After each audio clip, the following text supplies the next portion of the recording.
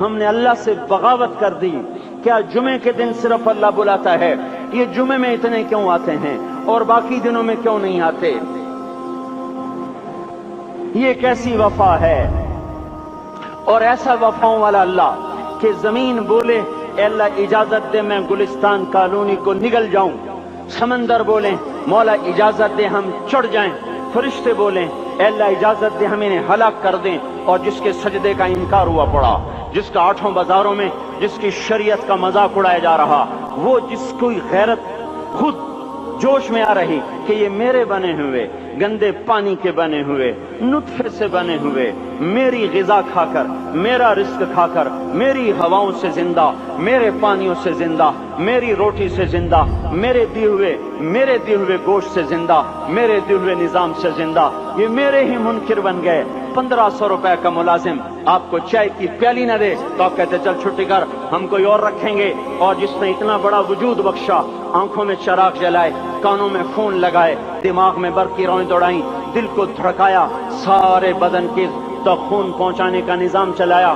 پھیپھڑوں کی فیکٹریاں چلائیں، رگوں میں خون پہنچایا، ہڈیوں کو غذا پہنچائی اور آنکھوں کو غذا پہنچائی، بالوں کو غذا پہنچائی، زبان کو بولنے کی طاقت دی، دانتوں کو کاٹنے کی طاقت دی، دو وہاں نالیاں لگائیں، سانس کی الگ کر دی اور معدے کی الگ کر دی، اور وہاں پردہ لگایا جو غذا منہ میں جائے تو معدہ کھل جائے اور پھیپھڑے کی طرف جانے والی نالی رک جائے.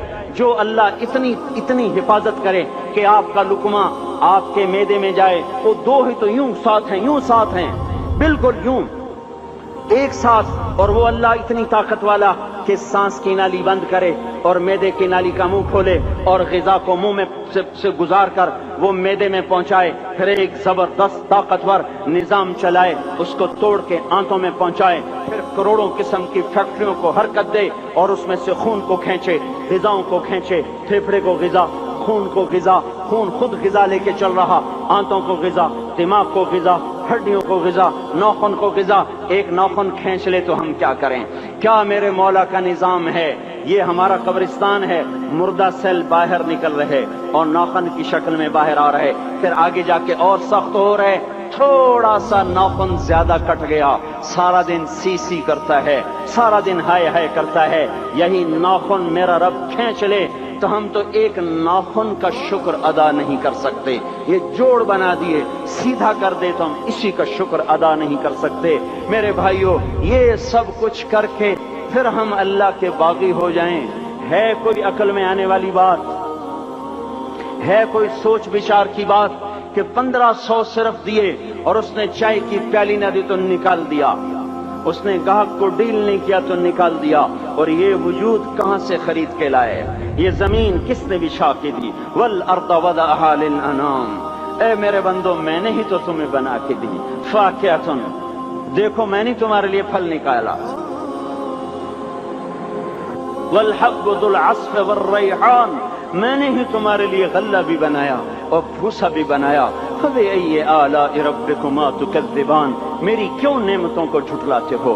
کیوں میرے باغی بنتے ہو؟ کس کا انکار کرتے ہو؟